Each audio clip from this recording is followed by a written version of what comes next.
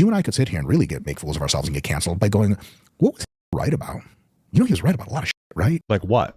He's a fucking murderous animal who was wrong about the core tenets of his philosophy, but he had all the stuff that was correct: order, social responsibility, personal responsibility, pride in the greatness of your nation. Awesome stuff. We don't need to jettison that, but people tend to feel so much more than they think in many regards that, like, as soon as you bring up, oh, I'm doing free thought, I'm doing cost-benefit analysis, that intellectual exercise is damn near forbidden on college campuses today. Well, just to be absolutely clear, you can have intelligent conversations like this, probably less enthusiastically. I'm sure if you looked at it, there are things that every good and bad leader has ever done that was both bad and good. Absolutely. There are pros and cons. But what we have to understand is like the weaponization of facts, which is a real thing.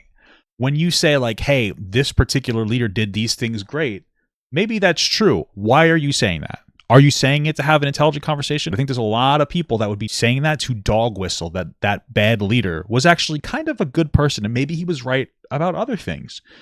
We are very complex in our communication. Everybody has different life experiences where every single word that you say will have a different meaning based on how you say it and who you say it to, which is very real. Very exaggerating forms of this are literally just different languages. But there are also subtleties where like some different words mean some different things. Like in some places, calling somebody a bitch is a very negative thing. But like my wife and my mother-in-law call each other bitch all the time in a more endearing way. There's a more exaggerated example. But that's a very real thing that you have to keep in mind when you have conversations like that. That's very important. So when you're like, yeah, you can't even have conversations about like, they're actually kind of a decent guy.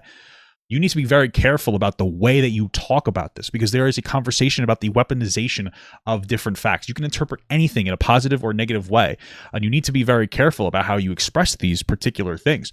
Like if you look at some groups and go like, oh, this group here, they cause more crime, blah, blah, blah, blah, blah. Okay, maybe you're having a conversation about how like socioeconomically they have been denied opportunities their entire lives as the entire group of people. Or maybe you're just trying to say that's just something that is inherent to that group of people. Then you could look at other groups of people and say, well, they have imperialized the entire world. Does that make them good or bad people? Right? Well, you're saying that this group is violent because they have higher crime rates in certain countries. But what about the group that literally can't stay out of other people's areas and territories? Are those violent people? What type of violence are we acceptable in our society? And what are the justifications?